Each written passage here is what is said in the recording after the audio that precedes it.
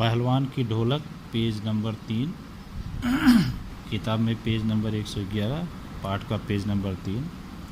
इसके पहले हम लोगों ने देखा कि लुट्टन ने चांद सिंह को चुनौती दे दी है लड़ने के लिए, दंगल पहलवानी लड़ने के लिए, लेकिन राजा साहब ने मना कर दिया है। उसे समझा रहे हैं कि न लड़ें। उसके आगे अब वो भी जिद पे आ गया है लुट्टन कि हम लड़ेंगे। बोल रहा है, नहीं सरकार, लड़ेंगे, हुक्म हो सरकार। तुम पागल हो, जाओ, ऐसा राजा साहब ने कहा होगा।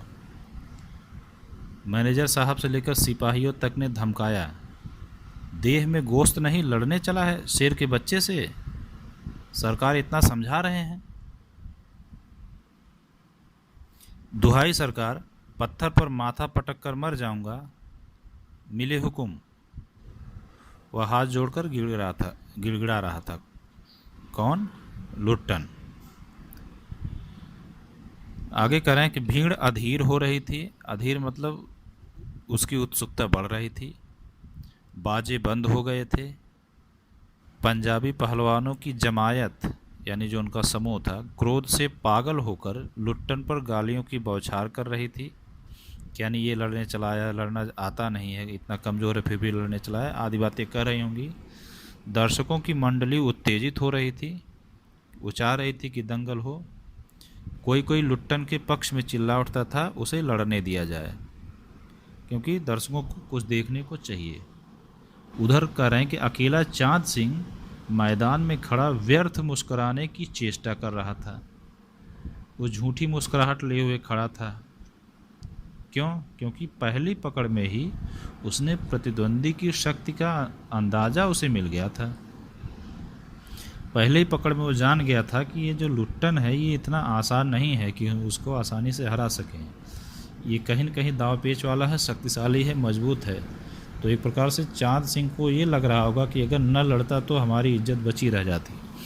उसे लग रहा था कि अगर लड़ जाएगा तो हम हार जाएंगे। फिर भी वो व्यर्थ की, यानी दिखावे के लिए मुस्कुराता हुआ खड़ा है।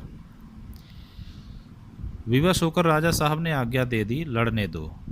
क्योंकि वो ज़्यादा जिद कर रहा था इसलिए आज्ञा दे दी गई। फिर बाजे बजने लगे। दर्शकों में फिर उत्तेजना फैली, कोलाहल बढ़ गया, शोर शराबा बढ़ गया। मेले के दुकानदार दुकान बंद करके दौड़े।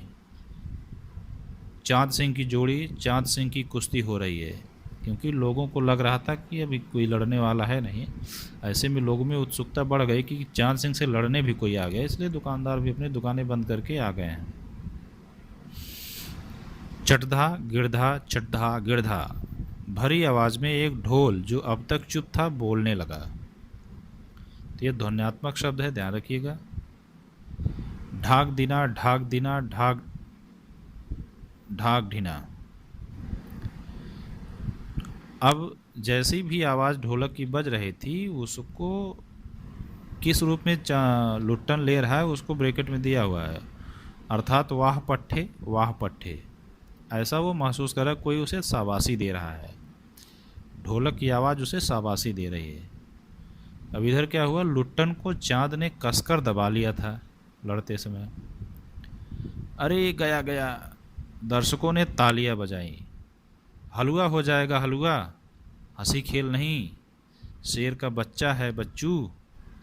ये दर्शकों की आवाज़ है। दरअसल जैसे चांद सिंह ने उसे दबा लिया है, लोगों को लगा कि भले ये लड़ने चला आया है लेकिन अभी जल्दी ही हार जाएगा। हलवा होना मतलब एकदम से टूट फूट जाना, कमज़ोर रहना, उसको हलवा होना लोग बोल देते हैं। और कोई कह रहा है कि हंसी खेल नहीं है, शेर का बच्चा है बच्चू। बच्चू ये लुट्टन के लिए एक प्रकार से उसे संबोधित करके बोला गया है कि वो शेर का बच्चा, तुम लड़ने चले हो। इधर ढोल बज रही है, चट गिड़धा, चट गिड़धा, चट गिड़धा। यानी ये ढोलक की आवाज़ है। उसका अर्थ क्या समझ रहा है लुट्टन? मत डरना, मत डरना, मत डरना। लुट्टन की गर्दनी पर केहुनी डालकर चांद चित करने की कोशिश कर रहा है। चित करना मतलब पीठ केवल लिटा देना ही हराने का उपाय होता है। सामने वाला पहलवान दूसरे पहलवान को पीठ के बल लिटा देता है, मतलब फिर वो हार गया। वही है चित करना, चित करने की कोशिश कर रहा था। वहीं दफनाद बहादुर बादल सिंह अपने शिष्य को उत्साहित कर रहा था, जो चांद सिंह का गुरु है बादल सिंह। लुट्टन की आंखें बाहर निकल रही थीं, उसकी छाती फटने फटने को हो रही थी क्योंकि उसने दबा रखा था। राजमत बहुमत चांद के पक्ष में था। राजमत यानी राजा का मत, यानी राजा, उसके कारिंदे, उसके जो भी आदमी लोग हैं वो हुआ राजमत। और बहुमत यानी जनता का मत, सभी चांद के पक्ष में था। सभी ये मान के चल रहे थे कि ये भी थोड़ी देर में हार जाएगा, जिद करके भले लुट्टन चला गया लड़ने, लेकिन थोड़ी देर में हार जाएगा। इसलिए सभी चांद को शाबाशी दे रहे थे। लुट्टन के पक्ष में सिर्फ ढोल की आवाज़ थी, जिसकी ताल पर वह अपनी शक्ति और दांव पेंच की परीक्षा ले रहा था, अपनी हिम्मत को बढ़ा रहा था। अचानक ढोल की एक पतली आवाज़ सुनाई पड़ी।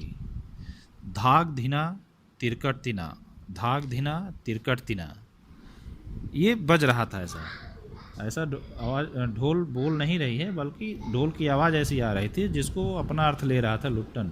कारण लुट्टन को स्पष्ट सुनाई पड़ रहा था। ढोल का रहा था, दांव काटो बाहर हो जा, दांव काटो बाहर हो जा।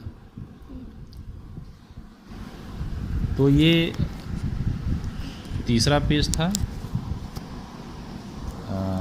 पहलवान की ढोलक का। आगे फिर देखते हैं।